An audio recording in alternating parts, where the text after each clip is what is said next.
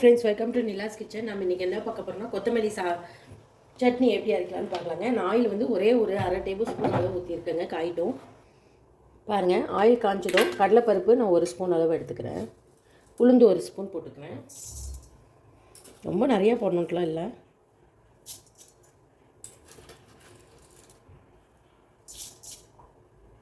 பாருங்கள், கடலைப்பருப்பு 2 ஸ்பூனு, உளுந்து 2 ஸ்பூன் போட்டு நல்லா வறுத்துக்கோங்க ப்ரௌன் கலர் ஆகிற வரைக்கும்.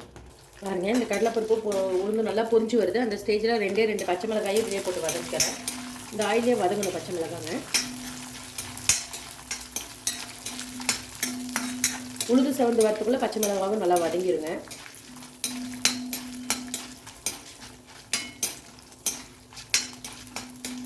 இந்த கொத்தமல்லி சட்னி சாப்பாட்டுக்கு, இட்லி, தோசை எல்லாத்துக்குமே சூப்பராக இருக்குங்க.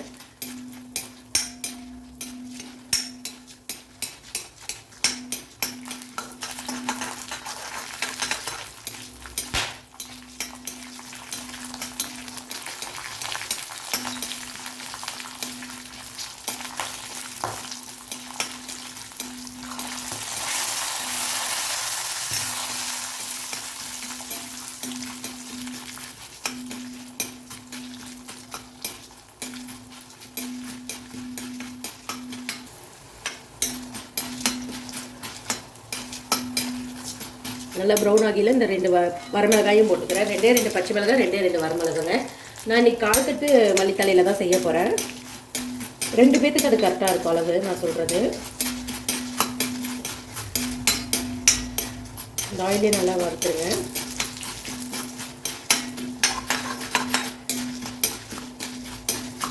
பாருங்கள், இந்த மாதிரி ப்ரௌனிஷ் ஆனோன்னு எடுத்துருங்க.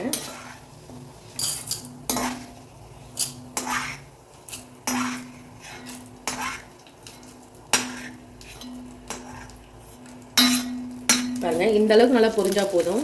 கரகரன்னு சவுண்டு கேட்குது பாருங்கள். இந்த ஸ்டேஜில் நான் கொத்தமல்லி தலை அரைச்சி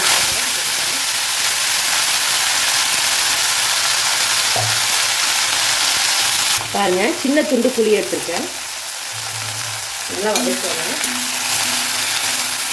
ஓரளவுக்கு வதக்கினா போதும், ரொம்ப வதக்கணும் அப்படின்லாம் இல்லைங்க. அந்த க்ரீனிஷ் இருக்கணும் நமக்கு கொத்தமல்லி தலையில். லைட்டாக உப்பு ஆட் பண்ணிக்கலாம். சின்ன சிட்டிகள் அளவு கரெக்டாக இருக்குது.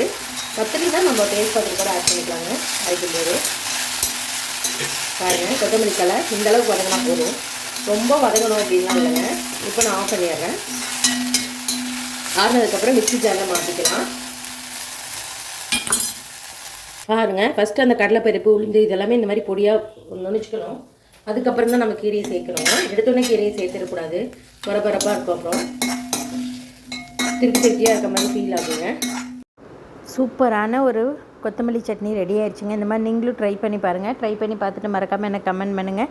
இந்த வீடியோ பிடிச்சா லைக் பண்ணுங்கள், ஷேர் பண்ணுங்கள், சப்ஸ்கிரைப் பண்ணுங்கள். தேங்க்யூ ஸோ மச் ஃபார் வாட்சிங்.